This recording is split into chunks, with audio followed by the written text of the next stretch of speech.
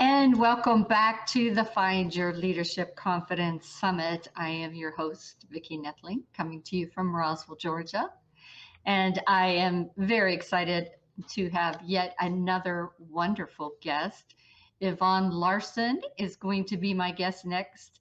Yvonne and I are in a mastermind together, and I had to have her on the show. So let me just tell you a little bit about Yvonne. She has been working for a while. She has over 30 years of experience. You would never tell it by looking at her. And she has been in the healing arts. She's developed a proven framework to guide entrepreneurs to achieve success on their own terms. The Genius Journey has helped countless clients release and heal past upsets, challenges, traumas, allowing them to embody their genius to live their true joy. Her wisdom has been featured in podcasts, books, and various virtual and in person stages, making her a sought after mentor for entrepreneurs desiring to escape the hustle culture. And she also is a heck of a good singer. So please welcome my friend and soon to be yours, Yvonne Larson. Hi, Yvonne. Hello, Vicki. So Look excited to at be you. here. We had the red day going on, the reddish orangish. So we always are starting this with just telling everybody where you're calling in from. Oh, I am calling in from Los Angeles, California. She's a California girl. I'm a Texas girl, but I'm calling in from California. Oh gosh. So just explain to them, why did this Texas California girl who didn't do this before is now such a great genius in this, helping others so many years now. Wow. So let me see how I can pare down the answer. We don't have 5 days, so you know. I know, right? So I would probably start with you said, how did the Texas girl pursue this? So I transplanted myself into California to pursue what I had labeled my genius, which was singing, only to discover that the through line of my genius started back, like, the 1 through 5 through now. And I have come to understand that genius is not actually the vehicles that we label as genius. So So there's some unpacking to do with that one. yes, exactly. So So I can. how do you do that? I mean, how did you discover, or maybe even is it accept this new journey that you're on? Yes. So I think it's that I feel, and maybe it's just the circles that I run in that are all very growth mindset, not fixed mindset, but growth mindset. So perhaps because the circles that I run in, I think this way, just a clue. But I feel as though humans are always searching for significance. And until we're able to actually align ourselves with having a purpose in our lives, Yeah. then we're frustrated. And so I just spent a lot of time trying to be like, find that purpose. And when I finally got to the realization that, like I said, that the singing, that the speaking, the coaching, the body work, the whatever it is that I do are simply the vehicles for my genius. Like, this was the mind-blowing thing. I actually Mhm. discovered that all of those things that I do in the world are simply vehicles through which the genius comes through. And my genius in this world is that I bring healing to people. So Mhm. I have a mantra. I think you said it in the intro there, that when I embody my genius, I live my joy. And so my purpose in the world is actually to help individuals discover where they're not living their joy in the world. And it always, always, always points to areas in their life where they've decided that their genius can't shine. They've like restricted themselves and limited themselves. And it's all based in disappointments, upsets, traumas at varying degrees. It's all relative Mhm. to the person that I'm working with, but helping these individuals understand a new definition of genius, Mhm. not that you're incredibly smart, that you're incredibly gifted, that you spent 10,000 hours becoming an expert at something, but that it's actually your soul's DNA and it's like yours upon birth. And your whole life is this opportunity to, there's 4 phases of the genius journey, and that is to explore, Mhm. evolve, expand, and express. So each one of those phases is your whole lifetime of like growth, like finding out what that genius Yeah. is, and discovering new ways to let it be given to the world. Mhm. Did that So, overwhelm you? so no, I actually tracked with that. Hopefully, Cool. the Cool, audience cool, did. cool. But Beautiful. so, whenever you think about it, that explore, let's like dig a little bit in the explore. A lot of times people feel that they have to like, you know, compete with the Joneses, if you will, Oh, so good. and so my joy may be living in a small town with friends and doing a job I love, but not necessarily, breaking records or making millions. So But good. I still am confident in what I do and who I am. Yes. Yes. But Yes. So this is like, without even knowing it, you've taken me to the perfect place. So, one of the things that I strive to support the people that I work with on is defining success for themselves. yeah. So, in order to escape the hustle culture and actually find your leadership confidence, it requires you actually looking at what success means to you. And unfortunately, we're told model success, model success, model success. Yeah. And we try to repeat the patterns of success, and we end up not having the same experience of fulfillment because we're pursuing something that wasn't our defined version of success. So, what's so beautiful in this process, and I'm going to tie this back into the finding leadership Mhm. aspect, is that when you define what success is for you, now everything in your life starts to come into alignment. You're aware of the different ways to fulfill upon that success and the different opportunities that are actually in alignment with that genius that you Yeah. have. So, with specifically with regard to leadership confidence, very often as we're going out for 4th phase express in our leadership journey, we are having all sorts of things put drag and deplete us and drain us of Yeah. our genius, like lack of time, lack of energy, lack of focus. And here's the big, big, big one: imposter syndrome. So the genius journey actually, if you're following this path, allows you through each of these 4 phases to annihilate imposter syndrome, because when you are with every single step of the way distinguishing what's in alignment with your genius, defining what's in alignment with your genius, and Mm. then designing like a game plan that's in Yeah. alignment with your genius, there's nothing to feel an imposter about. It's just the complete and perfect you just shining through. Did Mhm. totally not mean to make a rhyme there. So, and I get so excited about this, as you can tell. So, Yeah. So it's so funny.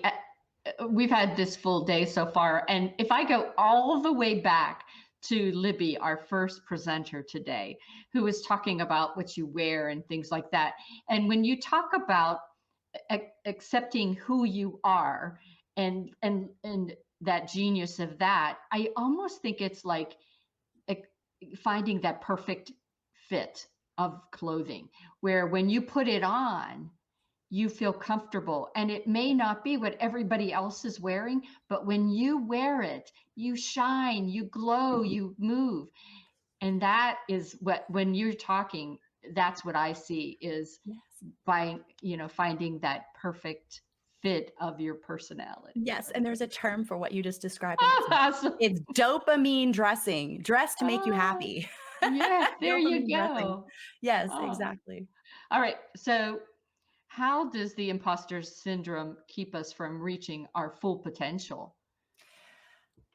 It really serves as a distraction. So if I were to just back up a little bit and go through Mm-hmm. these phases. So in the exploration phase, this Mm-hmm. is where it's the revelation. It's you taking the pause, reflect, and introspect Mm-hmm. on the contrast of what your experience is Mm-hmm. versus the life experience you desire, Ah, and looking to see where the incongruencies are. yeah. And how I like to walk people through this aspect is having them look at their personal life and Mm. their professional life and their relationships through the filters of physical, emotional, mental, and spiritual well being. Like I Mm-hmm. said, looking for that contrast of life as you want it, life as you Right. don't want it, and look for where your genius is not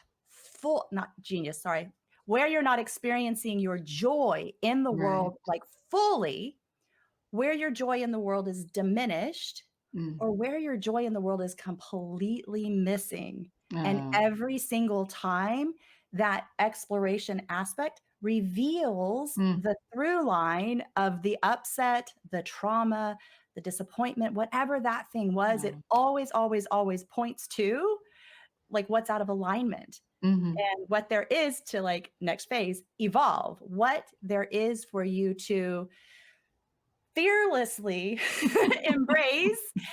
And, one of the things that I just love so much, one of my mentors, Matt Brawning, says, and I don't know if he created this or heard it someplace else, but the only thing that gets smaller the closer that you become to it is fear.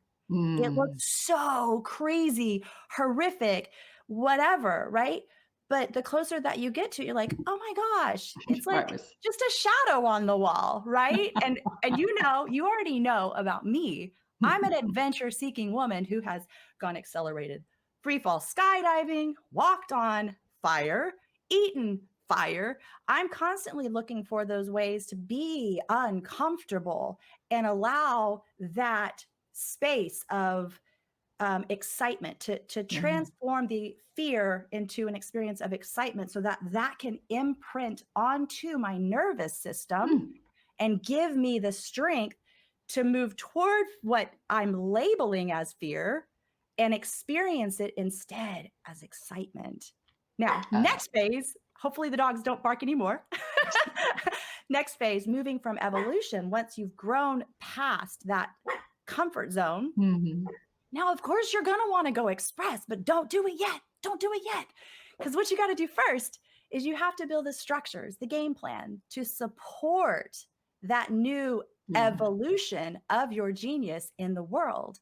So create the structures to like have the people who are going to support you in being that new version of you, who are going to cheer you on, who are going to lift you up, who are going to give you give you additional courage. And then that's when you get to show up in that last phase of express, like go inspire people, motivate people, Mm. show them what's possible for themselves. And that, confidence in your leadership, like that's Mhm. imposter syndrome, poof, gone, Yeah. poof, gone. Like there's So a few it's steps to get to poof gone, but poof gone. well, I think part of those steps is and I always talk about this, looking at who's at your table and who needs to leave. Yes, yes, exactly. Exactly. So, Yeah. so how Yeah. do Well, you that would be advise like people in about that that? expansion. That's would be the expansion phase. And here's the thing. I honestly believe anyone who's tuning in to the summit is already on their genius Yeah. journey. Mm. Okay?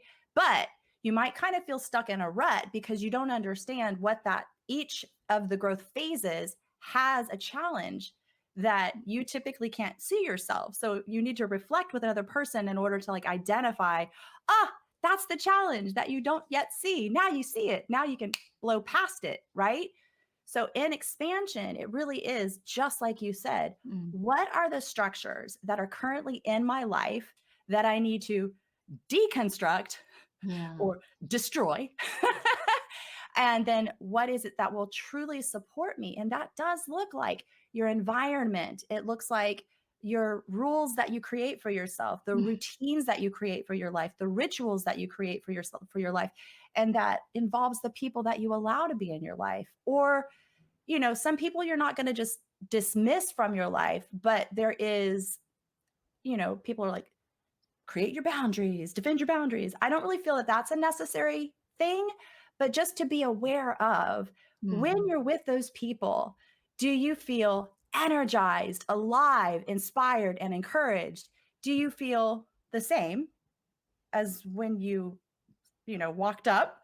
Or do you feel completely drained? And Yeah. depending on which of those three categories that they're in, now you get to create the structure that allows Mhm. you to manage the amount of time you get to spend Yeah. with them and the types of engagements that you get to have with them so that they feel honored and you feel honored and it doesn't have to become a thing. Doesn't have to become a thing. Yeah, we don't have to get all crazy and aggressive and all that stuff. So, speaking your truth with compassion is really an incredible skill set. And it really is a byproduct of doing exactly what I just shared with you. So, how important would obviously you need a coach to help you in the explore expand, but how important is it to also have an accountability partner and someone to collaborate? Oh my gosh. Amazing. Hello. um, yeah, so I'm just going to pull in a very recent experience. So I was having this conversation with someone that I know is a huge cheerleader for me. And I know how much they love me. I know how much they support me. And so in our conversation, something came out of her mouth. And when it came out, I was like, ouch. Because it sure felt like it was directed at me. But what I also know through the filter of who she is for me is that it wasn't personal. But then to be able to go to those people, like you're saying, that I can Mhm. touch base with and Yeah. collaborate with and unpack things with and say, okay, I know this person loves me, supports me, is my greatest cheerleader. And this is this conversation that happened. So, how do Yeah. I be responsible for the emotions that that brought up for me? Great tool for that is nonviolent communication, by the way. Um, but how do I become responsible for how I received that information? And how can I utilize this experience on my genius journey so that Mhm. the next time that this thing happens, I can pull that into my experience rather than being reactive to the moment, which thank God I wasn't reactive. I was just like, Yeah. okay, she said that. Okay, I have to go work that out with a trusted friend. And so to be able to like understand from different points of view what that looks like and then be able to give that person the grace and the space to be who they are, Mhm. when you can be that for other people, it creates this space of authenticity and freedom to please don't start barking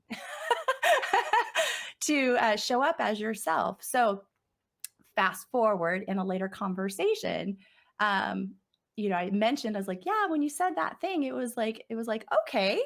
And she says, what did I say? And I told her, she's like, oh my God. And I said, yeah, I know.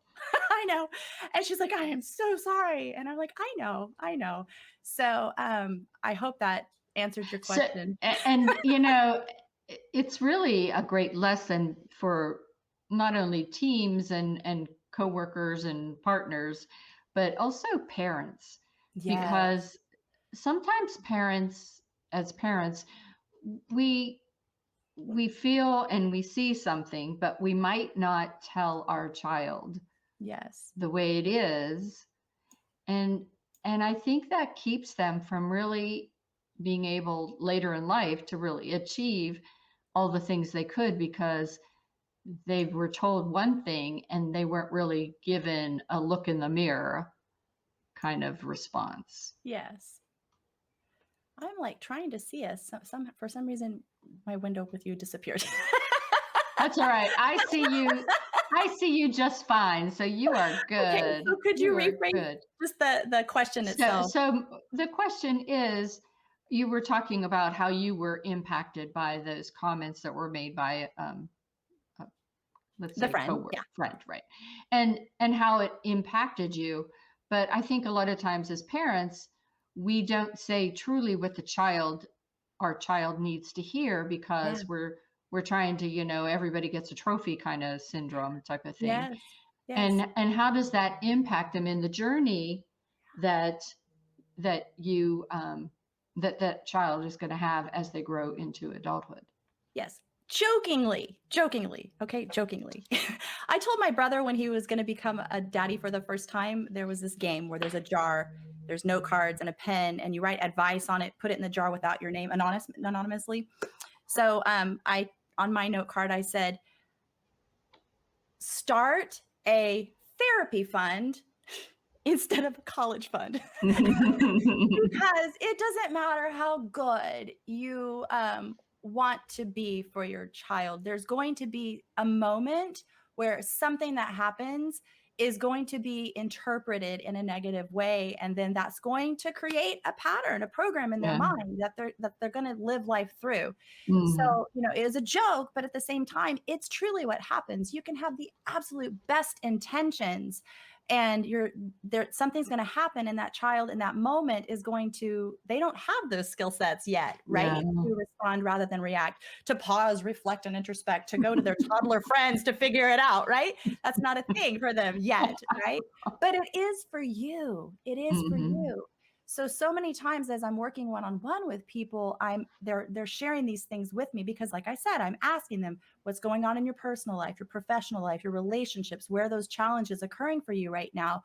And so many times it will be with their children, because they want so much to show up powerfully for their kids and be an incredible parent. I attract really cool clients. Yes. And so, for instance, this one person brought their kid in, and she was just a phenomenal soccer player. She was having all these issues, in her body. Like what was happening in her mind was manifesting in her body, like that was preventing her from playing, because Mhm. her dad is like a total bad, what trainer, like buff, like, Mhm. really like, Yeah. very, very Gary V. And so she wants to impress her dad, Yeah. and it's all about being the best. And so she was having this experience of the coach expecting more and more and more and more of her, because she was able to show up in such a powerful way. And she was really the key player of her entire Yeah. team. And there were other players that weren't showing up as powerfully, and he was babying them. And Mhm. in this moment, we got to, for her, distinguish what this thing, the best, means, and how it's limiting her in actually being her best. And then to define what that looks like for her and design ways for her to go back to her coach and check her coach. And it was just so beautiful to do this role play with her, to have her like work through this. And it totally produced results, and like called her coach to the mat, because it was like, it's time for you to learn how to coach better, not tell Yeah. me where I'm not, the specifics where it's like, get rid of the ball, but there's no one there to get the ball. So it was like, no, Yeah. you need to teach other people how to be where they need to be, so that I have someone to get the ball too, right? Right. So it was like the coach was actually failing in his coaching abilities and imposing that on this child. So in order for, us to get to that point, then I was able to go back to the parents who brought her to me for that particular session, to guide them in expansion. So Yeah. guide them in being the structure for her to continuously call that new definition of best to the conversation. Like each time that there was like a negative impact on the team or in a conversation with her friends, that they could remind her of what her definition of best looks like and what that looks like going forward. So it's just, yeah, it's critical. It's critical. Yeah. Also, the parents reached out to me. So you're talking about going to colleagues and creating a community around. It takes a village to raise a child, right? So Mhm. utilizing me to support them in that process was where they went very right. Perfect. Well, if you want to learn more about how you can take advantage of the Genius Muse, please take advantage of the free gift that she has to offer. Tell us real quickly about that. Yes. So I have the Unleash Your Genius Blueprint, how to crush it without compromise, which is really another way to say success without sacrifice. So it's the process that I take each of my clients through, the 6-step process that I take clients through so that they can identify these different areas of their life where they have genius drains and how we can get rid of those things and create their resources, which I call their genius drivers. I label everything genius because I'm playful that way. But it's a whole 6-step process, just like the 4 phases of your genius journey, that you get to use these 6 things through Nice. each cycle of your 4 phases of growth to help you like unpack what's going on and create what needs to get created so that you can move forward with velocity and show up as your powerful leader that you are. Yeah. And what about your VIP gift? Oh my goodness. Then you get to talk to me, okay? And we get to do this together. And let me tell you something. Over 40,000 hours that I have been doing this with clients, trust me, I hear things in what you're not saying as much as in the things that you're saying. I'm Nice. tuning in not just with my ears and with my thoughts, but with my heart and with my intuition. And I'm bringing it all to the table to like help you understand where there are opportunities for your genius to show up more brilliantly in the world. This is a conversation that we have one-on-one, and it goes for $297. And I am going to take it down to 0 for Vicki. Awesome. Okay, Awesome. come on. So get on that. Come So on. please, everybody, go ahead, and the VIP link is going to be in the chat if you haven't done that already. And again, just thank you, Yvonne, for being such a great guest today. Thank you. I have had such a great time talking to you about your genius, Thank and you. we will see each other at our next Toastmaster meeting. But awesome, awesome job. We have up next another great speaker, Ben Albert. So stay tuned. He'll be here in just a minute.